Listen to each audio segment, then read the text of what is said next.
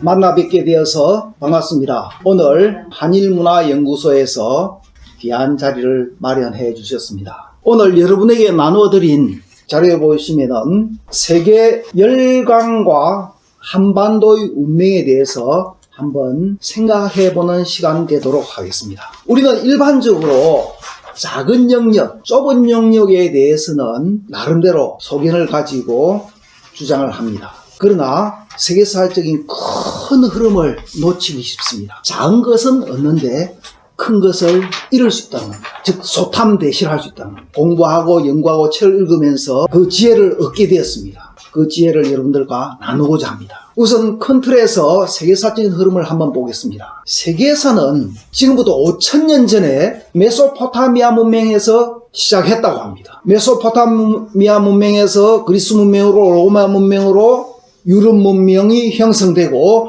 그 유럽 문명의 거대한 흐름이 영국의 해가 지지 않는 나라로 집약되어서 그 이후로 지금까지 세계사의 큰 흐름을 좌우하고 있습니다. 그러면 현재 제2대 강국인 미국과 중국에서 중국은 이 동양의 세력의 집합체입니다. 그 미국은 영국의 대를 이은 유럽 문명의 집합체입니다. 즉 그래서 현재 미국과 중국의 그 경제 대결 또는 군사 대결은 단순히 미국이라는 나라와 중국이라는 나라의 이런 대결이 아닙니다. 인류 5000년 역사에서 끊임없이 서양과 동양이 맞서서 대결해온 그 흐름 속에 있다는 겁니다. 지금은 앞으로 더 미려 나아가야 할 중간 단계에 있는 것입니다. 그리고 그 세계사적인 흐름 속에서 이 한반도의 운명을 그동안 어떻게 했으며 앞으로는 어떻게 전개될지 한번 생각해보는 시간 되겠습니다. 자, 그러면 자료에 보시면은 한국과 일본의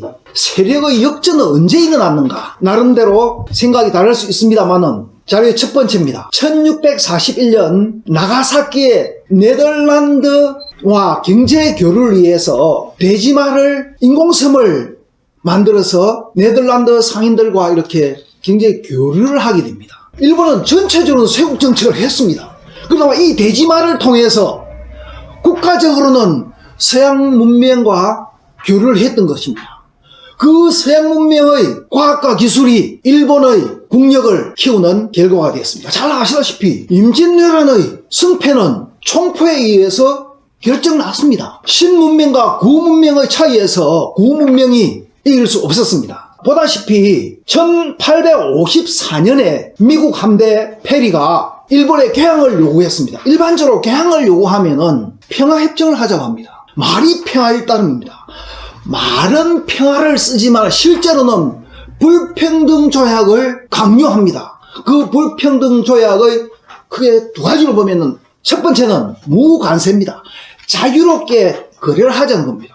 자유롭게 거래하자. 솔깃하게 들리죠? 더 좋은 것을 팔려고 하면은 쉽게 팔릴 수 있습니다. 낯선 것은 매력이 있으니까 많이 살려고 합니다. 그러니까 무관세로 자유무역을 하면은 약한 나라는 당연히 불리합니다. 경제적인 침탈을 의미합니다. 다음 두 번째입니다. 치외법권입니다. 서양 세력이 와서 그 국민이 외국에 와서 저지른 죄는 그 나라의 법에 따른 게 아니고 자기 나라의 법으로 다스리겠다는 겁니다. 다른 말로 하면 너희 나라 법은 무시하겠다는 뜻입니다. 자기가 팔고 싶은 거 마음대로 팔고 아무리 나쁜 짓을 해도 그 나라의 법을 따르지 않겠다 하니 그 해당 나라는 안정이 무너집니다. 일본이 페루의 제독에 무릎을 꿇었습니다. 왜 무릎을 꿇었느냐? 대포를 쏘면서 사기 연습을 하니까 자기들 봐서는 칼로서는 이길 수 없다는 것을 알게 됩니다. 그래서 일반 민간에는 세국 정책을 썼지만 국가에서는 개방 정책을 써서 외국 문물을 받아들이기 시작합니다. 그 흐름이 메이지 유신을 일으키고 메이지 유신을 통해서 일본은 탈아론, 즉 아시아에 속하지 않다. 유럽을 배워서 선진 문물을 배워서 강대국이 되자 한 겁니다. 그래서 일반적으로 탈아론 합니다만은 탈아 입구라는 말을 씁니다.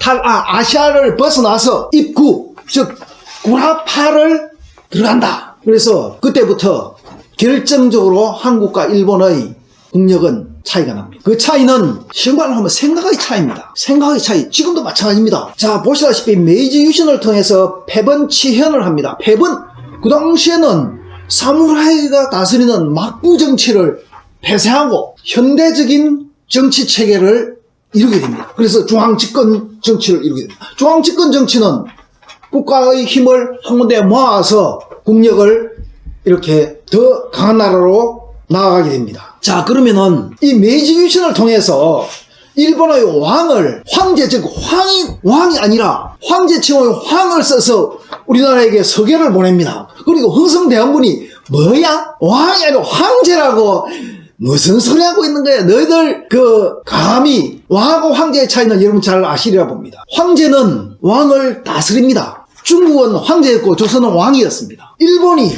중국 세력에 맞짱을 뜨려고 황을 씁니다. 그러니까 흥성대원군을 받아들일 수 없죠. 그러니까 한일 간의 갈등은 극단으로 이렇게 가게 됩니다. 자, 그러면은 일본은 이제 작은 섬나라다 보니까 대륙을 진출하려고 합니다. 그런데 일본의 대륙 진출을 그 당시에 막는 거대한 세력이 있었습니다. 영국이었습니다. 왜냐?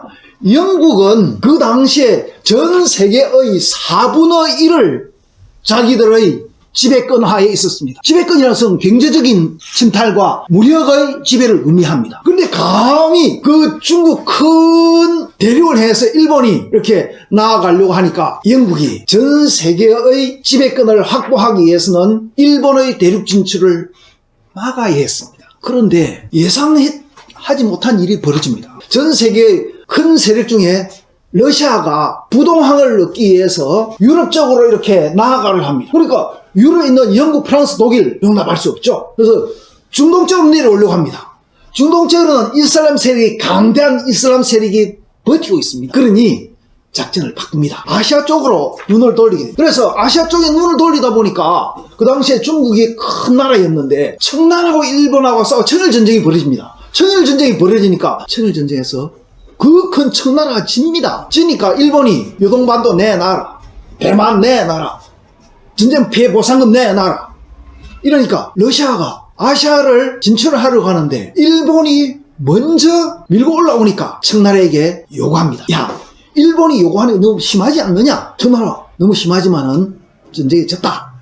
그러면은 우리가 협상을 벌려서 요동반도를 다시 찾아주겠다. 요동반도를 다시 찾아주겠다 하니까 청나라가 솔깃하니까, 그럼 러시아가 야, 찾아주면은 뭔가를 우리가 내놔야 될 거 아니냐 하니까 러시아가 제안을 합니다. 이렇게 극동지방에 바다를 끼고 있는 한반도와 두만강과 접경 지역까지 이렇게 땅을 내놓으라 합니다. 1차 협상, 2차 협상을 통해서 1858년도에 드디어 러시아가 한반도의 두만강까지 영토를 확장하게 됩니다. 러시아가 청일전쟁의 결과에 따른 개입으로서 두만강까지 러시아 영토화 확장된 것이 이 한반도의 운명을 결정적으로 좌우하게 됩니다. 그 당시에 러시아, 프랑스, 독일이 일본에게 압력을 합니다. 그래서 삼국 간섭이라, 그 큰 나라 세 나라가 하니까 할 수 없이 일본이 요동반도는 돌려주게 됩니다. 그러나 일본은 잠시 돌려줬을 따른 그 이후에 러일전쟁을 통해서 일본이 이깁니다. 러시아를 굴복시켰으니 이제 한반도는 그 당시에 복속시키려고 합니다. 그런 과정에서 1894년에서 1895년까지의 청일전쟁, 1904년에서 1905년 사이의 러일전쟁, 그 두 전쟁이 실제로 우리 한반도에서 나옵니다. 청일전쟁, 청나라 일본이 싸우는데 왜 우리나라에서 전쟁을 해야 됩니까? 러시아와 일본이 싸우면 왜 우리나라 전쟁해야 됩니까? 다른 말로 하면 결론적으로는 일본이 한반도를 차지하기 위해서 한반도에 대한 지배권, 어떻게 보면은 주도권 가지고 있던 청나라가 굴복을 하니까 일본은 이제 한반도에 대한 주도권을 지게 된 겁니다. 청일전쟁으로 인해서 주도권이 반 이상 넘어갑니다. 러일전쟁을 통해서 한반도의 주도권이 통째로 넘어가 버렸던 겁니다.